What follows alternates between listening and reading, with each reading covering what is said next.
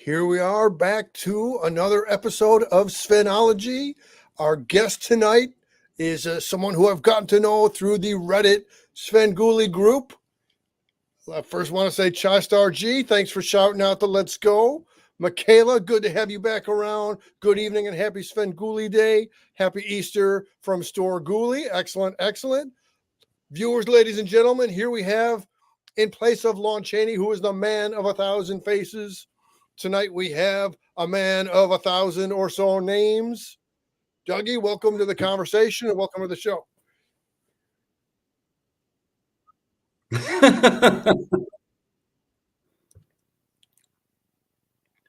How you doing, Mr. C? Hey, Mr. C. Hey, say hi to Joni and Chachi for me. Mr. C, I'm going to keep making that joke every time I talk to you from now until the end of human history. And I'm going to keep laughing at it because the joke still stands. So, Dougie, as we're getting started here, as we're getting into the questions and all, are you there by yourself or do you have anybody with you?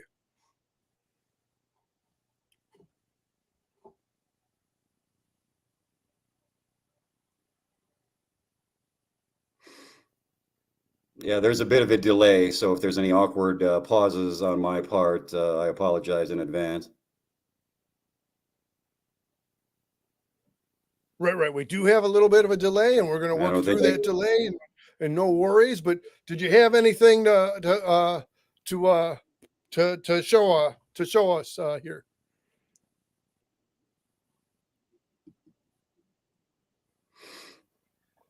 Nanette, you're not even really late. I'm sorry, what was that? Late. Well, I'm just welcoming in Nanette. Nanette just got here, so I'm saying welcome to Nanette. And so I see behind you on your poster on the wall, there is a screaming skull. We know Tombstone is a well-established contributor to the actual Svengoolie show. Do we have any other skull-related business to attend to here?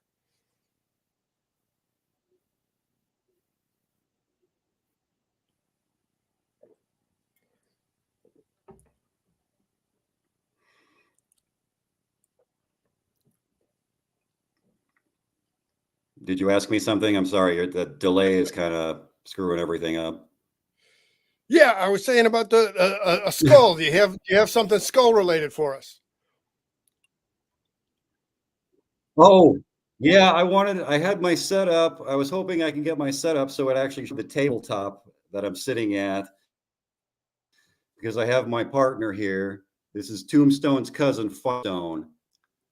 He doesn't talk much because he's tired. Bring in the Sven like we have fun, Tombstone's don't we, cousin, Mr. C? Firestone. Firestone is tired. That's a beautiful way to kick things off.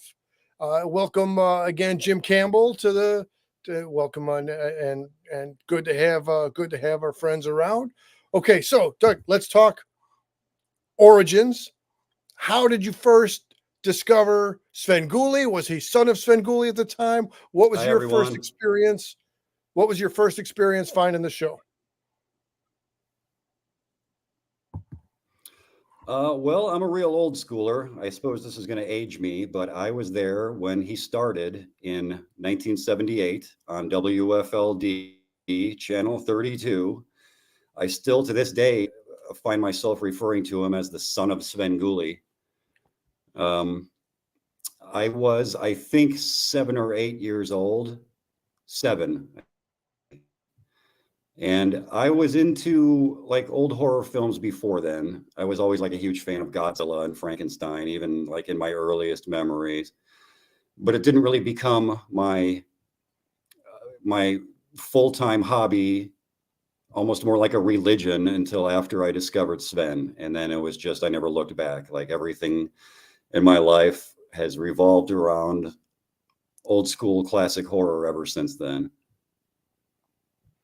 Man, it's hard to go back much farther than that, because as far as Sven and Son of Sven are concerned, because that's the very starting point for him. So from that early material, what was it about the show, or what was it about the character that spoke to you or caught your attention?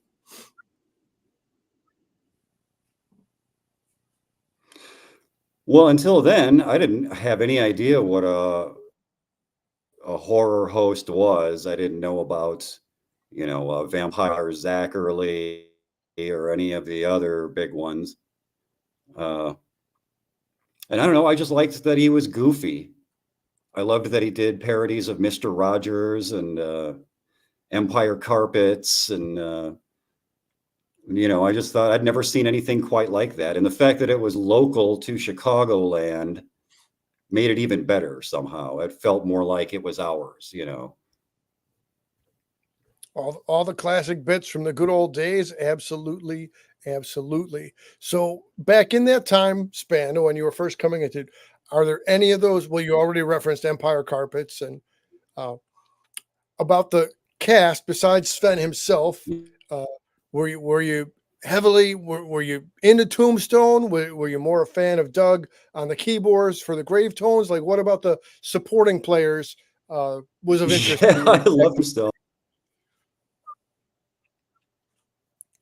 I love Tombstone. I wish they would bring him back. I don't know why he stopped. I'm assuming it's because nobody knows who Ray J. Johnson is, and he was a parody of, oh, you can call me Ray or you can call me Jay. Like nobody knows who that is anymore.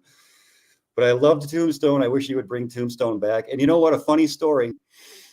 Whenever he would do the bits where he wasn't in the Sven makeup and he was just Rich Coase being, Mr. Rogers or the Vampire Carpets guy or whatever, I didn't realize that they were the same guy for like the first year I watched it. It was my mother had to point out to me, like, that's the same guy, that's Svengoolie.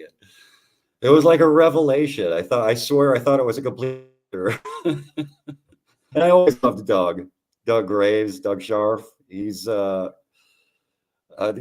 whole hat and something. He's a bit of a mystery man, but he's a goofball at the same time. Yeah, between Tombstone and Doug, it was definitely a lot of added value to what was going on the screen back in the Channel 32 WFLD days. So you already knew of Godzilla and you already knew of things. Is there an early on movie that you have a memory of, like, oh my gosh, this is so great, that you watched on the Son of Svengoolie show at the time?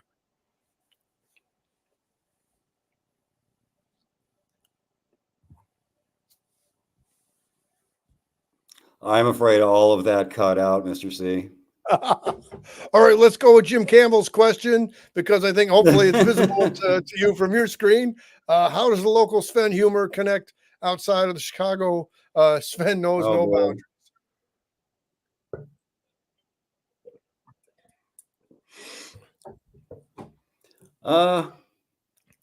Yeah, I've noticed now that he doesn't seem to do so many sketches anymore that are so local to Chicago like he used to. I still like the humor. He still makes me chuckle. Absolutely. Let's look at one of the infamous moments of Sven history. I'm talking about the 3D experiment. I'm talking about the summer of '82.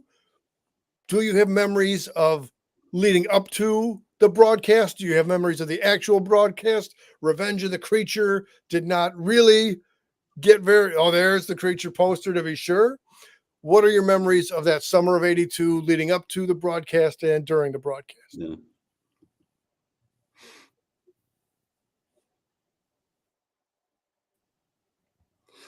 I remember there being like a lot of hype around it. Like even people who weren't into Svengoolie and old horror films were talking about it. It was almost like a little event in Chicagoland. Like kids that I went to school with were all discussing it. Ones that had no real interest in like the old school monster movies or anything.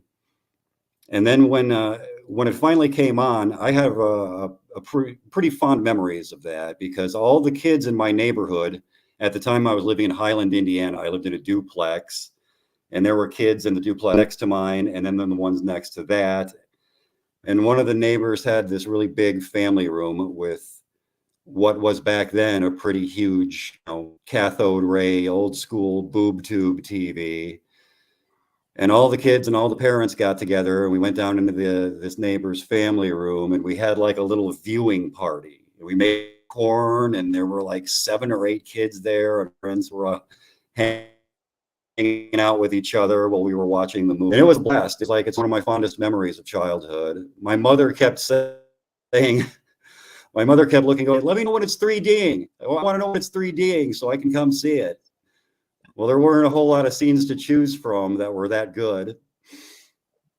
And you know what? I remember, like, people complain to this day, people complain how lousy the 3D was. I didn't think it was that bad. For like the old school red and blue anaglyphic 3D on a broadcast television showing, it was okay. There were a couple of scenes, like there's the one where they're walking the creature through the water to revive him, and then he comes back to life and starts attacking people. And then there's a guy up top who throws a rope toward the camera. That worked really well. And then there's another scene later on where the gill man is underwater, and we get an underwater shot, and there's a net in front of the camera. It really worked. Like, you could see like the depth, So I never thought it was that bad. I never had any real complaints with it. But then, like I said, the whole experience was just a blast. So I have fond memories of that from the ground up. Now, the way you're telling the story, it strikes me similar as Terror Dave had mentioned that he didn't realize it was an infamous or a controversial thing.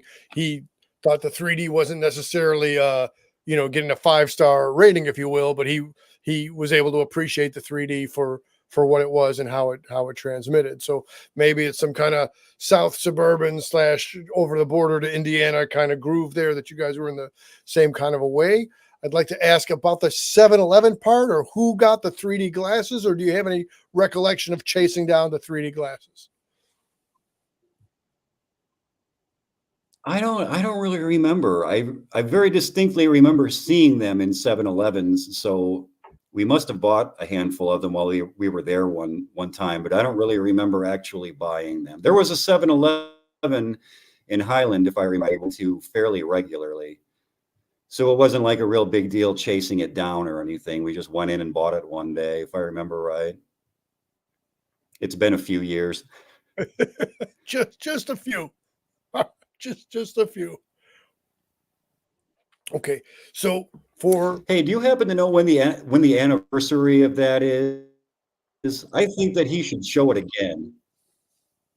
That would be really something. Now, and this is something I confuse under myself, but it could be easily looked up. And if anybody in the comments, it was either June or July, but for sure it was the 29th, and it was a Thursday night. But I confuse it. Was it June or was it July? I think it was June. I want to say June, but possibly it was July. It was still in the prime of summer, and like everything was still having a young person's fun in the summertime. And there was that larger than life event that ended up to be for me not as what I expected it to be. Yeah, well, that was the thing about Sven just in general. Like, prior to the home video boom and the home video revolution, when you can just watch anything anytime you want on streaming now, or DVDs before, or VHS before that.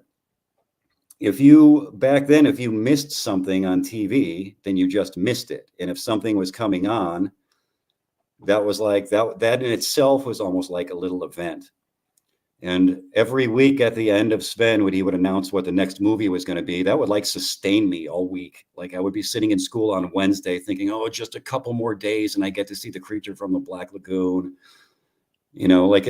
I wouldn't go back to that. I like that I can just like turn on YouTube or Netflix or whatever and find my favorite movies and watch them whenever I want. But it kind of loses something. It doesn't feel special like it used to. Right. The convenience is exceptional to have the current world conveniences, but it does take away something of feeling you earned a thing through patience or through chasing it down, that kind of experience.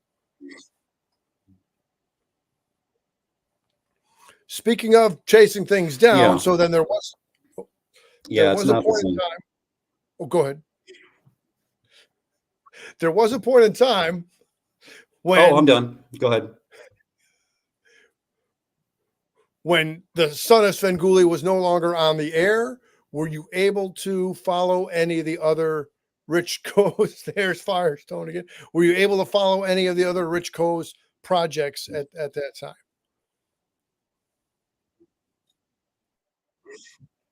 Well, I'll tell you what.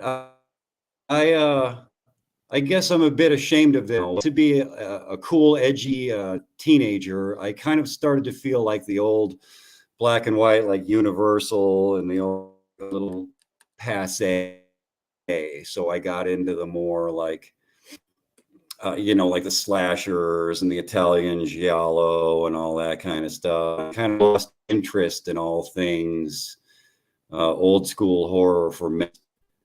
And I remember Rich was doing the Co's Zone, and I felt like I was too old for that, so I kind of didn't bother. And when he finally went to WCFU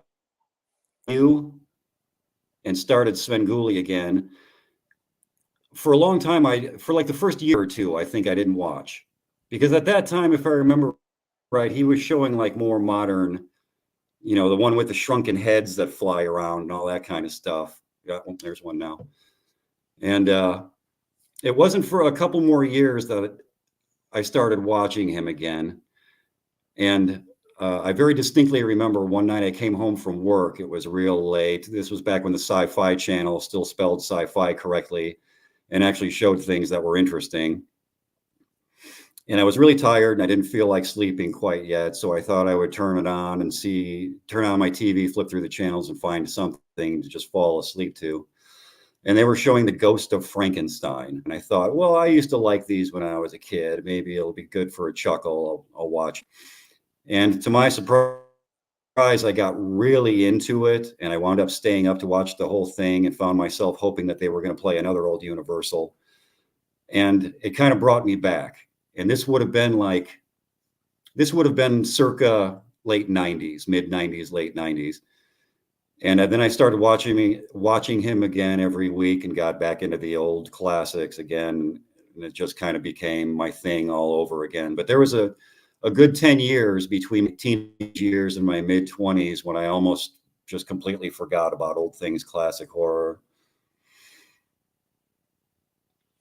Yeah, I've definitely been more connected at some points in time and less connected at others. And one of the things that brought me back to my current interest was now not the 90s, but in, I can't say which movie, I don't recall which movie it was, but at some point I was at the movie house with my wife and comes on the screen the trailer. And I see, that, if I'm remembering it right, the full moon. And I'm thinking, wow, that's really a captivating image.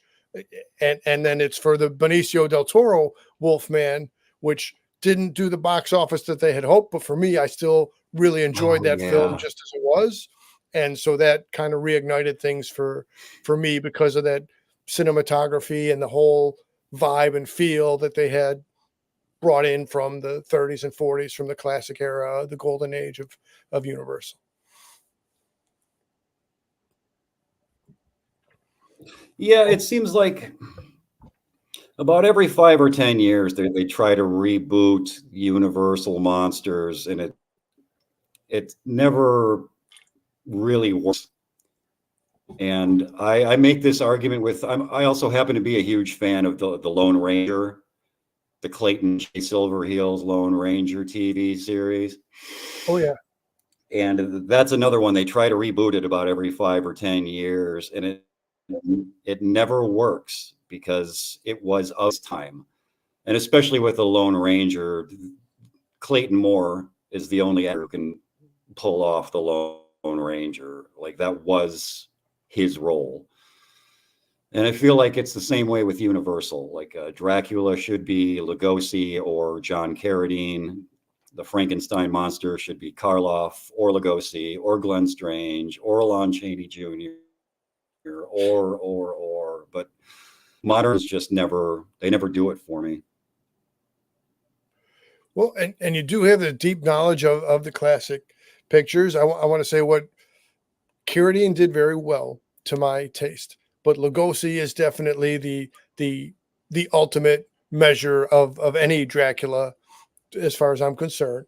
Now, what I thought made it easier for me for Carradine to have taken the role at the time was how quickly that Dracula got done away with by what was Karloff's character? And anyway, just because Carradine didn't get a lot of About screen halfway time, through the movies each time. right? So that made it easier for me that it wasn't Bella. That if Carradine needed to get written off or get defeated, that made it easier for me. But I couldn't have handled Bella being dismissed midway through the picture.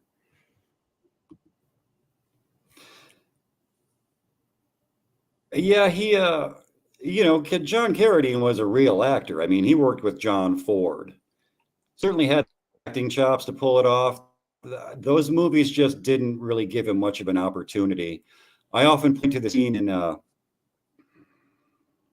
House of Dracula when he comes into Dr. Edelman's castle, and that nurse, the blonde who he had previously met, was playing Moonlight Sonata, and he sort of hypnotizes her while she's playing Moonlight Sonata.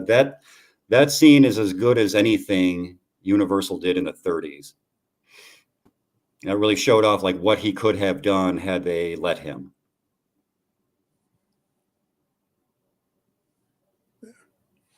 All right.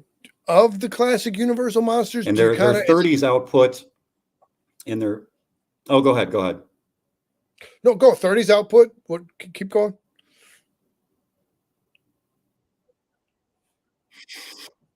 Oh, well, there's a vast difference between the Universal monsters of the 30s and the Universal monsters of the 40s.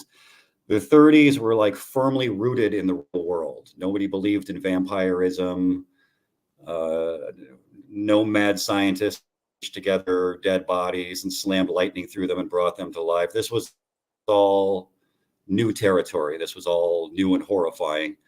And then when you get into the 40s, suddenly things are different. People accept vampirism. People have heard the legend of the monster of Frankenstein. People know that lycanthropy is a real thing. Anyways, the 40s output was more fun because it's not rooted in the real world. It's rooted in this dark fairy tale fantasy world. In fact, literally, because nobody wanted to be reminded of Germany in the 40s, so they created an analog in Visaria. And a very fun vibe to them that the 30s ones didn't. Like the 30s were trying for a cinematic achievement. They were breaking new ground. The 40s weren't trying to do that. They were just trying to make movies so, big man on campus could take Susie cheerleader to the theater and she'd get scared and want to hug him. There was a fun factor that the 30s didn't have. Let me jump in and let me throw you the question and then I'll read the comment. So out of the 30s then, is there a picture or a few of the pictures that you favor over the others? Like, is there by decade one that you could put in your top position for the 30s? And is there by decade one that you could put in your top rated movie for the 40s? And then meanwhile, while the audio delay is going through, let me know Nanette has said Lugosi is her top Dracula also. And Jim Campbell did jump in and confirm for us that it was July. So my memory was askew, but thanks Jim, and thanks Nanette.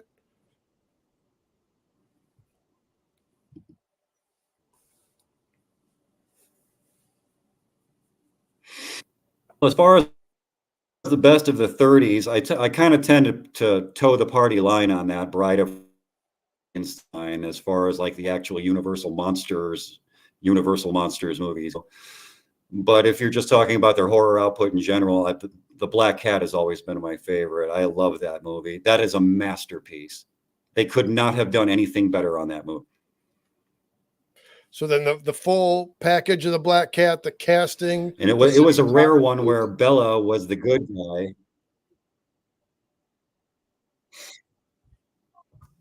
Yeah, the Black Mass scene, that montage, might be my favorite sequence in film history.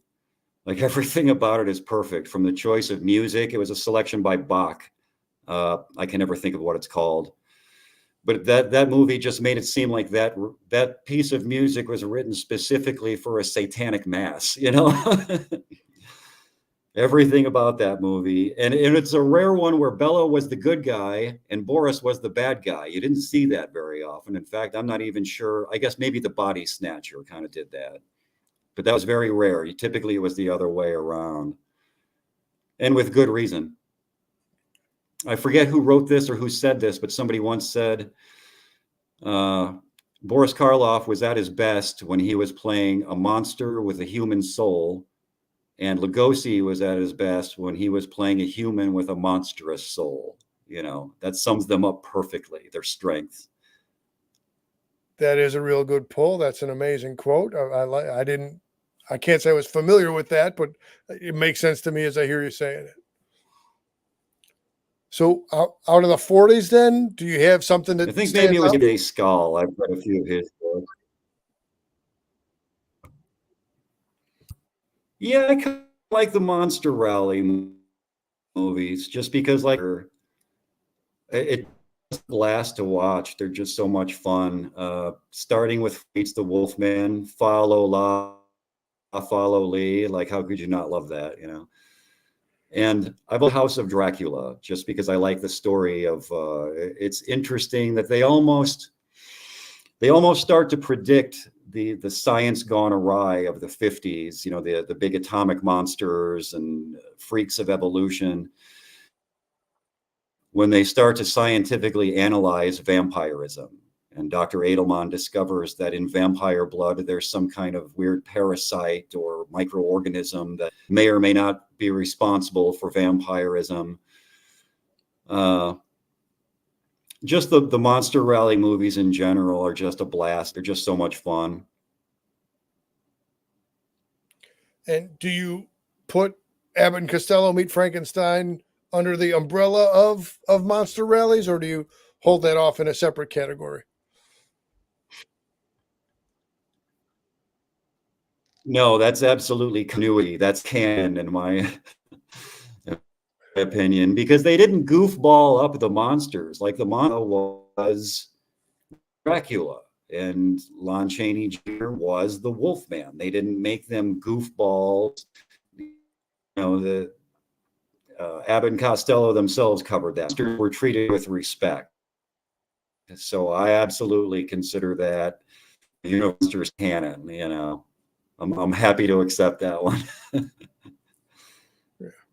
Plus, the cameo of Vincent Price is, I'm assuming, Jeffrey Radcliffe at the end of that. That was a nice touch too. Yeah, just when you think you're out of the woods, here comes the Invisible Man to lay the ground for further hijinks and further trouble.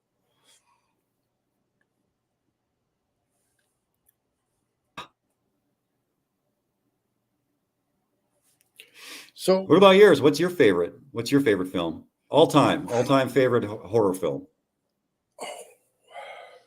well, see, now if I'm going to split categories onto horror comedy, I absolutely now watch me spin around in my own hamster wheel here. Let's start on horror comedy since that's what came in my head first. So you can't put something above Abbott and Costello Meet Frankenstein for top-rated horror comedy. But now let's jump ahead many decades and have a very different interpretation. Ghostbusters, absolutely supernatural, and you're not going to get a funnier set of guys than Aykroyd and Murray and the full gang of Ghostbusters. So, is it a one? Is it a 1A? Now, to take a totally different thread or different vein for some down homey, for some Barney Fife kind of humor, then if we come over to the Ghost and Mr. Chicken, that's depending on what age you are, that's got its own kind of charm also. But so it's like a photo finish. It's a just barely. I'll just put Abbott and Costello Meet Frankenstein in the top spot, but it's so close together to me with Ghostbusters, and then obviously there's a great, but see, then Young Frankenstein. Now that is an incredibly funny picture. So you can't put that one. I can't put that one too far down the rating system either. But I'm definitely I like all the horror comedies. Now it's coming a proper classical horror. See, let me use Star Wars as a frame of reference. So now for the first three, between the 1977, the 1980, and the 1983 Star Wars, I can't say one is better than the other. Some people are going to say Empire is the finest of the three. For my own enjoyment, those first three Star Wars pictures, I have equal enjoyment for all of them. So in that similar way, it's really tough for me to parse out Dracula versus Frankenstein versus Wolfman. I can say that the franchise of the Mummy, like the initial Mummy picture with Karloff, I was surprised by how much I did get into that in recent times. But for the follow up productions with the Mummy, didn't, those were more in the B movie era of Universal. And so those I don't feel packed the same punch. So if I can do anything there, Yeah. I can put the Well, Mummy it's like we were just as talking about. right. So I could put the Mummy as a cluster, as a family of, Like the 30s, the Carlo one had a very different vibe to it, yes, yes.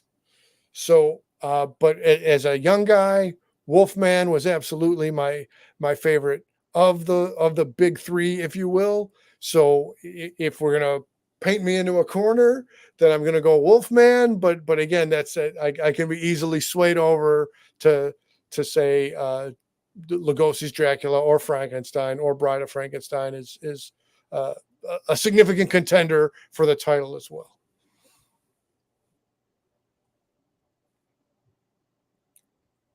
Okay. I will accept that as an answer. Yeah, it's difficult to do horror comedy properly. Like Ghostbusters is a good latter day example of one that's done right. Typically, horror comedies don't work for me. Abbott and Costello, the Abbott and Costello ones did. Ghostbusters did. I can't even think of one that, like another example of one that I really enjoy. I kind of like to keep my horror and my comedy separate as far as like the films go, like there shouldn't be like floating skulls and stuff. That's just silly. Like Tombstone, a floating skull, just silly. And now Vincent Price obviously had across his great Right. resume of careers a full continuum, that which was more straightforward horror, that was horror with a dark comedic element to it, and that which was more farcical comedy as well. So I can't discount Vincent Price from being one of the legends of both horror and horror comedy. Some of those landed better Yeah. with me, others. Yeah. It occurs to me that I guess the Raven. Yeah. The the Raven and Comedy of Terrors both kind of do it for me too, but their Comedy of Terrors is kind of short on it. It's not horror as much as it is like a black comedy, like a gruesome kind of comedy, I would argue. But yeah, I do like those too. I should have thought of those right away. Price, incidentally, my favorite movie is The Pit and the Pendulum from 1961 with Vincent Price, John Carr, Luana Anders, Anthony Carbone. The ultimate expression in Gothic horror, Pit and the Pendulum. It's just relentlessly Gothic and down and atmospheric and creepy and eerie, and I just love it.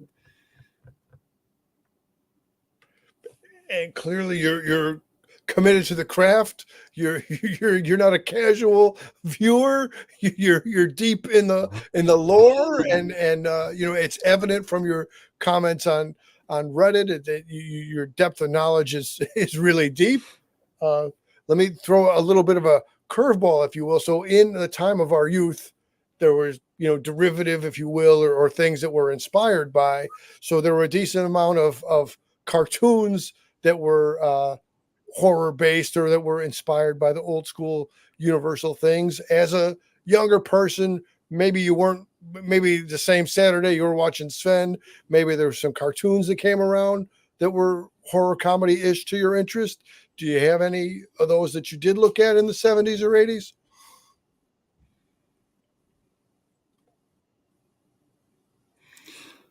Oh yeah, well, when I was a kid, I just worshipped at the altar of Godzilla, so I never missed the Hanna-Barbera Godzilla. I still love it to this day, as cheesy and corny as it is. And I was really young when the original Ghostbusters with Forrest Tucker and Larry Storch and Bob Burns in the gorilla suit, I think. But I very distinctly remember remember liking that. And I guess this isn't exactly horror, but I loved 11 Dinah Girl. I still have a thing for girls with pigtails to this day, and I blame that show for it. I remember what was the werewolf that had like the single big triangular tooth? I always forget his name, but I remember watching that one all the time too. Do you know which one I'm talking about? I think we're thinking of Fang Face, and he was a little bit derivative of Curly from the Stooges, where I don't know if he actually said a Yes. yuck, yuck, yuck, yuck, but he was very, very much a Curly Yes. persona. And oh man, Fang Face was some real good, funny stuff. And he, by the light of the full moon, he'd turn and then he'd try to eat his pal as a wolf would eat it. And so that was some great hijinks in Fang Face. I'd say similar to Fang Face, right around. Yeah, I remember liking those. Right around the same time. But, normally, like when I was a kid,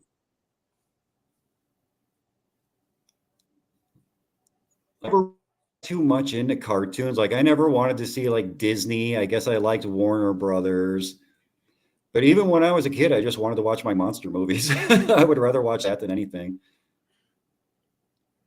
Well, I definitely remember watching the Godzilla cartoon on the regular back when it was on, and kind of contemporary to that, there was the Drac Pack, which didn't have a very long shelf life, so it couldn't have been pulling in that many ratings or that many viewers.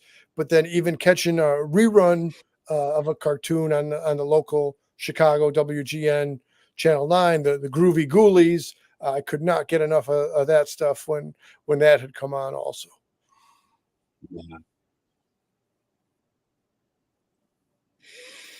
I remember seeing it. I don't remember being like really into it though. The big Saturday morning cartoon for me was always the Godzilla, the Hanna-Barbera Godzilla, and I tried to get into the Dungeons and Dragons cartoon, but I had a kid brother, and there was something on another channel opposite Dungeons and Dragons, and he always got to watch what he wanted. So I didn't get into Dungeons and Dragons until like much later. I did like the Dungeons and Dragons show. Absolutely. That was and then to come later on when you started to put the connections of who was doing the voice acting, that it's Ralph Melf. I totally didn't make the connection at that time. But I'm like, oh my gosh, yeah, it's the voice of Don Most.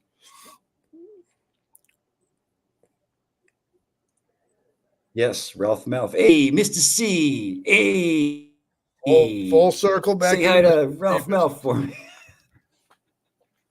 So, Doug, let me say, if people are watching live, what comes on in a short amount of time from as we are live right here, right now, is the Gargoyles movie on Sven. Is that something you're well versed in, or is that a little bit out of your wheelhouse, or where do you stand on the Gargoyles picture?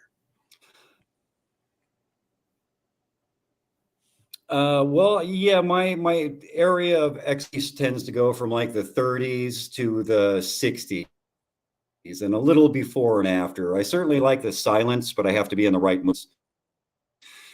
Difficult in the 21st century to put yourself in the head of somebody maybe never even seen a moving picture before. And the 70s and 80s are the same thing. I have to be like in the right frame of mind, which is a completely different frame of mind from the silence.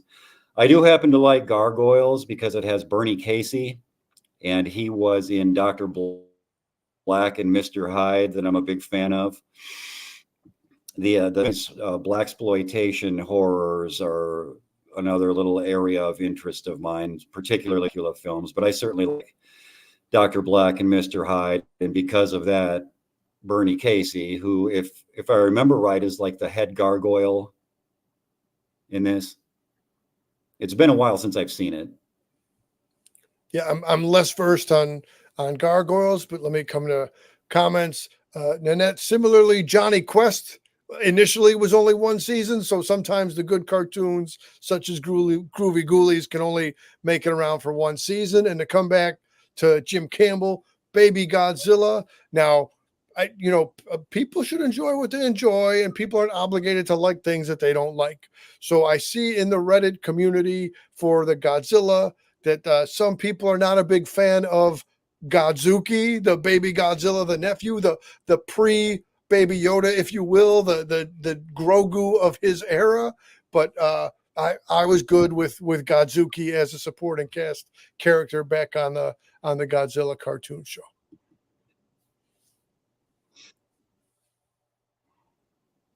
Yeah, I didn't hate Godzuki. I would think I was just young enough to find him, kind of silly and funny. And I liked the fact that he was a kid. Like I would have loved to have been friends with an adolescent Godzilla Saurus, although I don't know that he was because he had like web wings under his arm and Godzilla never had that. Were they supposed to be the same species? Maybe he was like mutated in a different way. I don't know, but I like Godzuki and I still do. On solid ground do we stand on that one. Very good. Very good. All right. As far as collectibles go, I might as have to far do as another fan theory on Reddit about go ahead. where Go on. Go with Godzuki your came fan from. theory. But go ahead. All right. All right. Do you have any other items? I know you've been able to meet Sven at some of the appearances in the in-person. Can you relate to us your anecdotes of having encountered Sven face to face and live at an outing at an event? Yeah, I lived for a short time in Crown, Indiana, which is right next to Cherville, although all the locals there call it Cherville and Merrillville. Although I've noticed that people from Illinois tend to call Merrillville Mary. There is an actual Maryville in Illinois. But anyway, I'm digressing. There was one of those like comic shops that just kind of opened up and they were only there for a few years. And Sven did an appearance there. And I had him sign a rubber chicken for me that I can't find anywhere, some packed up in a box. And as he was about to start signing, I said, hey, do you think you could sign that Bob Bell? That was the name of the original Bozo in Chicago. And he threw back his head and laughed. And this memory is like one of the most precious memories. I made Svengoolie laugh. Like, how cool is that, But yeah, that's the only time I've ever met him. I don't think I've ever even seen him in person any other time. But that time was good enough. Man, I don't know how it came to your mind to pull the Bob Bell, but also referencing the currently closed Museum of Broadcast Communications. I don't know. I didn't even. So just the combination of Sven and Bozo, as we've said long ago on his channel. As a younger person, I saw the differences based on the content, but as an older person, I can see the similarities in the show structure, attributing their material back to vaudevillian days, and then here play a clip and do play a movie or play a cartoon, and then come in and do some comedy routine. So it was a very similar structure between the Son of Svengoolie shows and the Bozo Circus show. Did you have, besides Tombstone's cousin Firestone, are there any other items that you want to let us take a look at? Yeah, I'm not really too huge on the whole collectible thing, other than like having, movie posters all over my place. But I do have a few.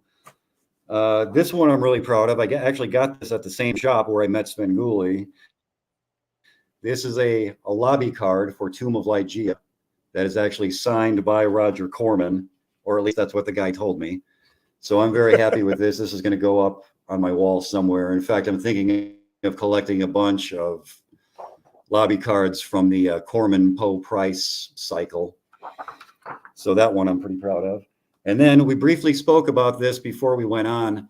In the old Famous Monsters magazine, Famous Monsters of Filmland, the first horror fanzine, in every issue when I was a kid, they used to have ads for the Dracula, the Dust from the Tomb of Dracula pendant.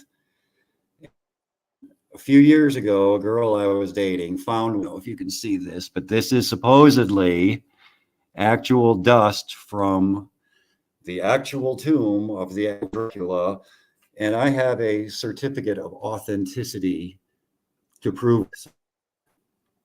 know if the certificate of authenticity needs a certificate of authenticity. Here it is.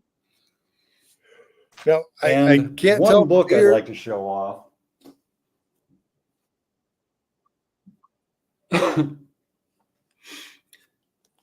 But this book was in my school library. It's called Creatures from Beyond. It was the first horror book I ever read that wasn't aimed specifically at kids. It has like Theodore Sturgeon. It has the story It that has been adapted in comics about 100 times. Man-Thing, Swamp Thing, The Heap. They're all based on the creature from that story. Mimic by Donald L. Walheim is in this. That was made into a really, really terrible movie in the 90s with, I think, Mira Sorvino.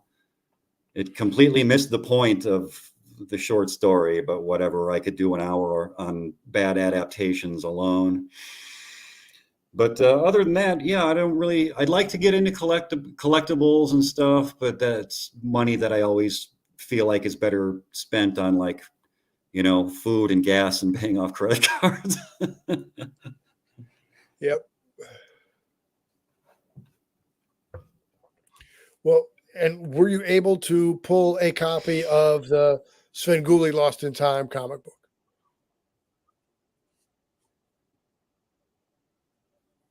No, I haven't yet. In Terre Haute, I'm currently living in Terre Haute, Indiana, and I don't even think there are any comic shops in Terre Haute. Like, comic shops seem to be quickly becoming of the past. And I certainly plan on tracking it down eventually. It's just one of those things on my list that I haven't gotten to yet. But I am a big comic book nerd too. When Captain America throws his mighty shield, I tell you what. Doug, as we're starting to wind down, as we're starting to wrap up here, are there any other anecdotes or things you want to cover? And I know we have the bit of the audio delay, so while that pitching you that question, I'll just talk through a little bit more to let the question reach over to you. So again, the Reddit Svengoolie group, there's a lot of fun things going on over there. A lot of people are, Nanette and Michaela have both been dropping their art in the group.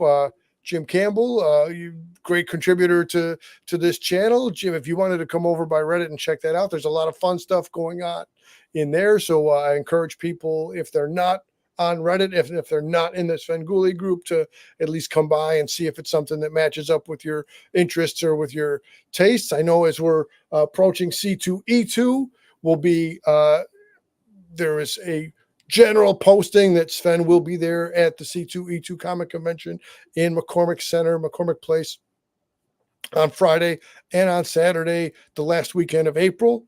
So there's good stuff coming up, and very soon the April movie schedule will be released for those of us who have the email subscription to MeTV and to Svengoolie to get the upcoming. And I'm sure tonight also, very soon, we'll start to see what next week's movie will be. So it's an exciting time. There's a lot of stuff going on. All that being said, Doug, are there any other thoughts or stories or bits of comedy you want to relate to us before we wrap it up and call it quits for the night?